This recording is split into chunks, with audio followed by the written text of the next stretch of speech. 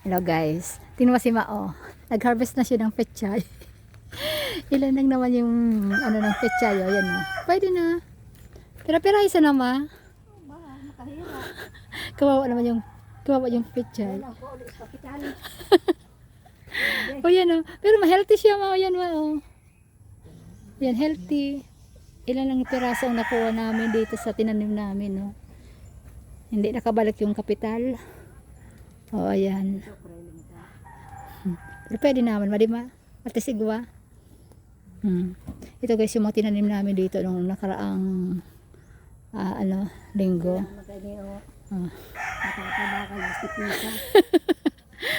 Guys. Pero may mga singkamas naglima, maano, singkamas.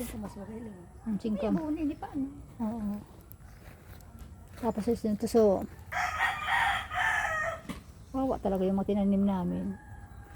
O yan. Pwede naman na pangkuha. So yan. Pwede naman pang kusido. O kaya pinakuulaw rin ma. Pampakuulaw yan. Pwede naman. Ayan o. At least day ka na ma. Ayan. Pakita mo dito ma. O yan o. Yung unang harvest. Unang harvest namin ng pechay. Ito ang pechay na pinakang ano yan? Pinakamahal. Ang capital nito, nako, Capital letter. hindi mabilang ang pera. Tapos sa pagal ni Father, pagtanim namin. Pagal pa.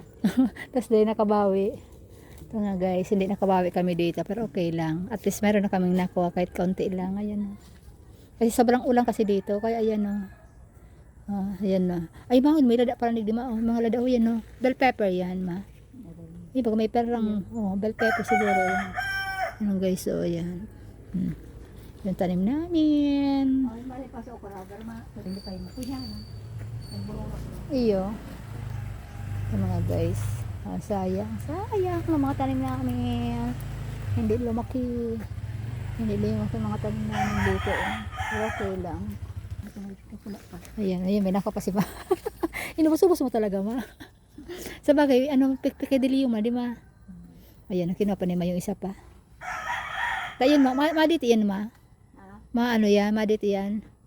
Duman nga, may droga kula pa duman sa dulo mo duman o. Hode. Duman. Siguro sa masunod duman mga, may mako akapatama na ganda sa tuya. Ayan. Ayan. Ayan guys. Nakita nyo yan, tanim ni ma. O yan. Dara-dara ko lakman. Wala siya tanuming, ano pa ni pa ma. So yan, bataw. O yan guys, bataw yan guys. Ay, so, puro pagulong na tinano. Bari na ito digdi.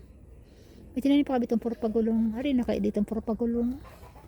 O yan, inubos-ubos na ni ma yung pechay. Unang harvest, inubos-ubos na talaga.